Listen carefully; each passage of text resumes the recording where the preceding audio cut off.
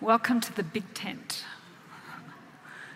So honored to be here with Jeff Koons, who needs absolutely no introduction. Thank you. Thank you. So Jeff and I have a little bit of history together, and certainly with the Hirshhorn Museum and Sculpture Garden. His work, one of the works that we'll show to you today, Kip and Co. from 1987, is in our collection and on display in the museum right now. He also helped us celebrate our 50th anniversary last year, and was one of those wielding a shovel for the groundbreaking of our brand new sculpture garden that will open next year, which will help us to celebrate the 250th anniversary of the Declaration of Independence. So we have a bit of stuff together, and today we wanted to have a bit of a conversation about culture, but obviously grounded in Jeff's amazing work. So one of my first questions to Jeff was really about the fact that he's an artist who really has a practice dating 40 years, if not more. Longer, actually, because I learned that he was drawing at age 3. So we could say you might have been a little precocious relating to art. But my question to you is really about how your approach to art practice has enabled you to be so consistent. You know, there are very few artists, I think, who are able to keep making work at the kind of same level as you have been able to. So what is it about that, how do you do that? Melissa, it's the joy of art. I enjoy the feelings and the sensations that are generated. And I started when I was really young. My parents gave me kind of a pat on my back and made me kind of feel a sense of identity through art. And eventually I ended up going to art school. And I understood when I started to receive art history lessons, how the arts really connect you so effortlessly to the rest of the human disciplines, to philosophy and psychology, aesthetics, physics, all the human disciplines. And so the absolute kind of joy of that, and just that I could be a dilettante. And I know a lot of times that word has negative associations, but it was so wonderful that all of a sudden I had possibilities in my life. I could become. And so I learned how to become, and I learned how to kind of control my own biology, that I could create feelings and sensations through the images and the colors that I would work with. And then I think that I learned how to also communicate that with other people. And I always wanted to be part of a group. And so when you're young, you think about maybe the avant-garde, but when you start to create these feelings and sensations, people that feel kind of likewise are automatically kind of attuned to the type of work that you're doing. So I think joy is an important thing to talk about right now. I think joy is important, but becoming, the idea to continue to try to take advantage of every moment. I mean, I'm so thrilled to be here with you, with this audience, but to take advantage of that moment, to enjoy this moment, to be alive, and to continue to make my own personal life as vast as possible, but then to communicate, to kind of assume the responsibility to serve, to communicate with others how the arts experience in any manner, how everybody can benefit from experience, to open ourselves to life. So I think you talked just now about the moment, trying to stay in the moment, and this idea of becoming. And I wonder if you can talk about how you kind of are able to keep in the zeitgeist, because to sustain a practice for as long as you have to be thinking about what else is going on around you and the world, or is it a case where it's just you and your practice in the studio?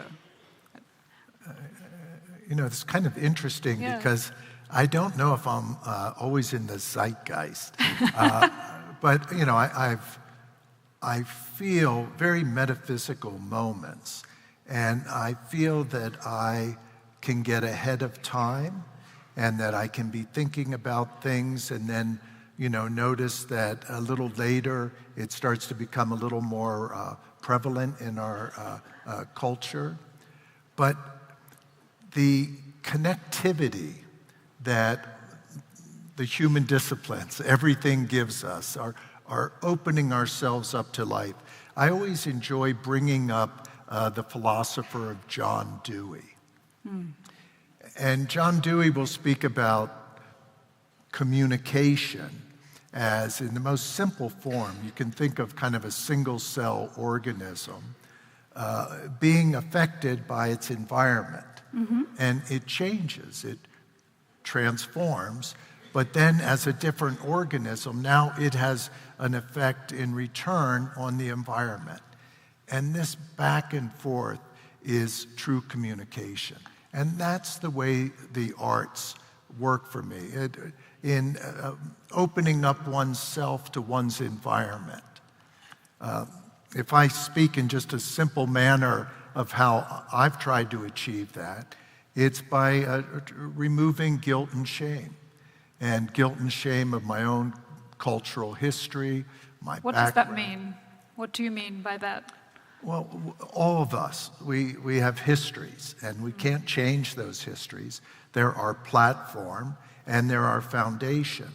But what keeps us from opening ourselves up to the world? What keeps us fearful of the experiences? So I always try to remove judgment. I try to remove any form of segregation. I try to be open to everything.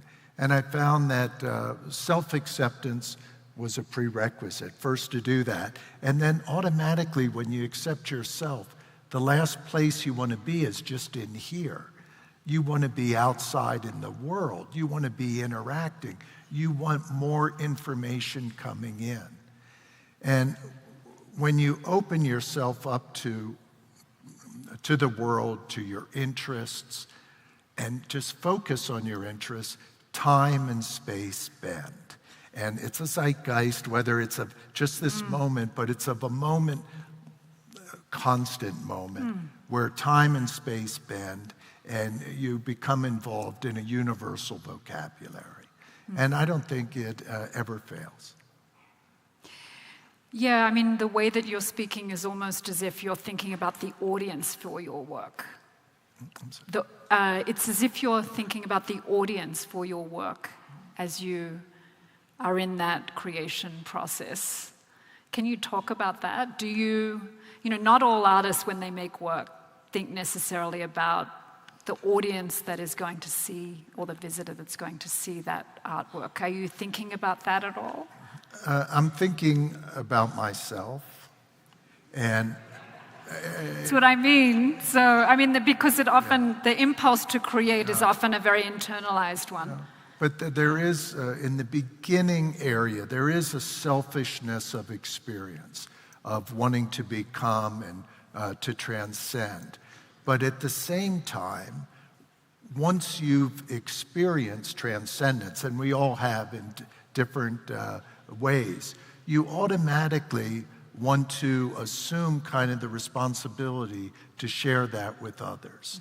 And it's, I think it's a common thing. It's like if you think back in human history, maybe when we were hunter-gatherers, but when you're a hunter and you learn that you can, get enough hares to take care of yourself, then you want to go hunting for mammoth so you can take care of the whole community.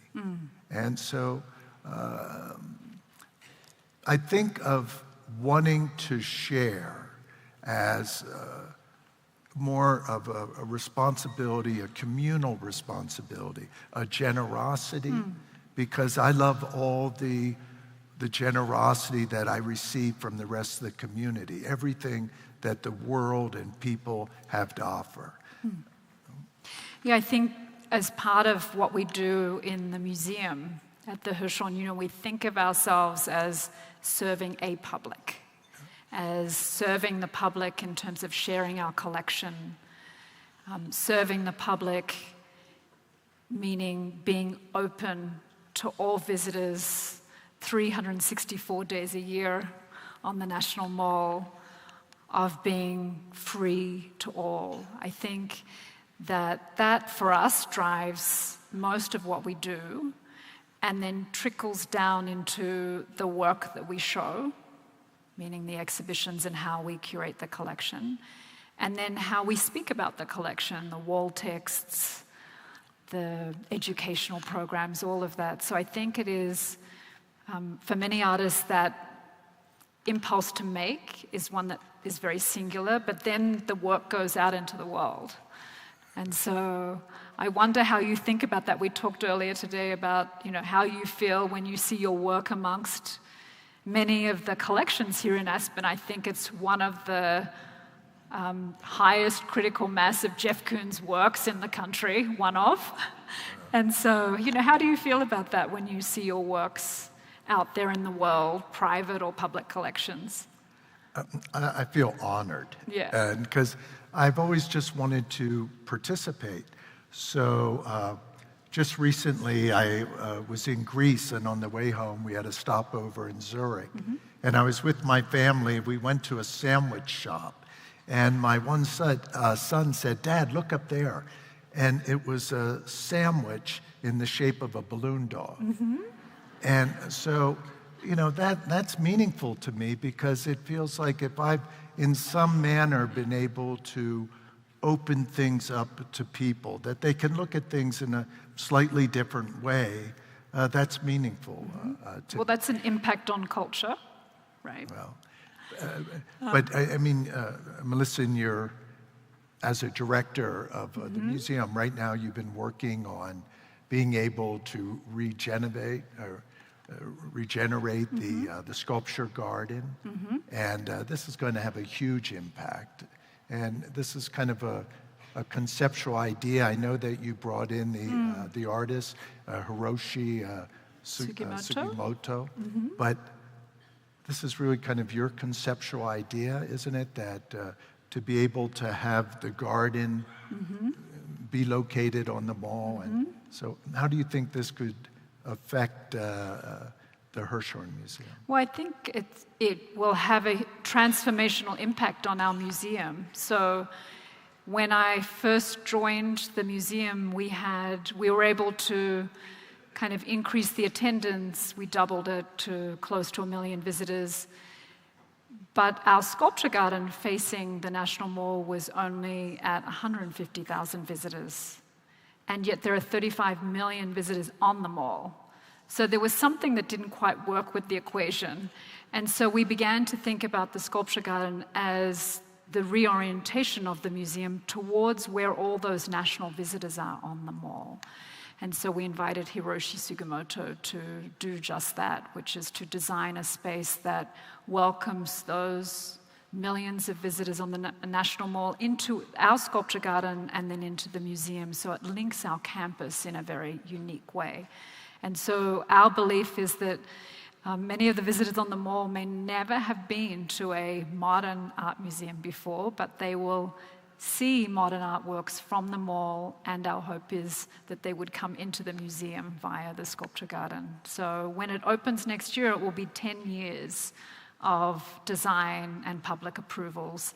And our hope is that even if we change one child or adult's view of modern art, maybe they want to even become an artist, then we will have done our work. So it's really for us about this idea of full accessibility to modern contemporary art. Yeah. And we're happy to have your Kip & Co. work in the sculpture garden at the very entrance. So, yeah. I'd love for us to see the image here. This is actually the balloon dog that you were speaking of. And I wanted to tell a story about a visit to Jeff's studio some years back, because it is the idea of beauty and perfection that has always been intrinsic to art history. And so many years ago, we visited with Jeff at his studio, and some of you might know, and you'll see some of the images, the gazing ball works, which are much like this surface, gazing balls that were actually part of a popular culture, but Jeff began to create them, and we'll see some images later. But you held up a gazing ball in your hand and you said, "See this gazing ball? It's really not right." And of course, to all of us untrained, even myself, an untrained eye, you spoke of the imperfections in its surface. And so I'd love for you to talk a little bit more about how you drive towards that idea of perfection, because these surfaces are incredible when you see them in the flesh. And how do you do it? I mean, it's a philosophical, but it's also a material issue. I have 8 children. And when I was speaking recently with my 6 younger children, I mentioned to them maybe about 6 months ago that if I could communicate anything to them as a parent, I hope that I could communicate caring. And even as an artist, I hope that the act of caring, because I don't think you can give more to the world than to care, and to care for the people around you, to care for your environment, to be aware of the effect that you have on things. So when I was holding up that gazing ball, which you see here, and speaking about it, it would have been just that I would never want somebody to come and look at the piece and see that imperfection and feel let down, because I want to continue that and suspend that abstraction, that belief in the experience for as long as possible. And so I remember one of the first times that I realized this commitment, I made a piece called Bob Hope. And it was a small piece. I made it in 1986. I was working with a foundry. And I went, and when I picked up the piece, I realized they didn't cast the bottom of the sculpture. And why didn't you cast the bottom? It was just open. And they said, well, nobody's going to see it. But I said, whoever has it is going to pick it up. And they're going to feel, I didn't care enough to finish that piece. So I'm not a perfectionist. I don't believe in losing energy, a dog chasing its tail, but I do care.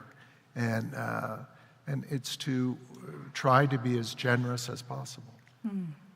And then materially, because I know you're often experimenting many times over just to get the right patina, the right shine. How do you encourage your team, because you often work with companies, to do things that they may think are beyond them? How do you let them know?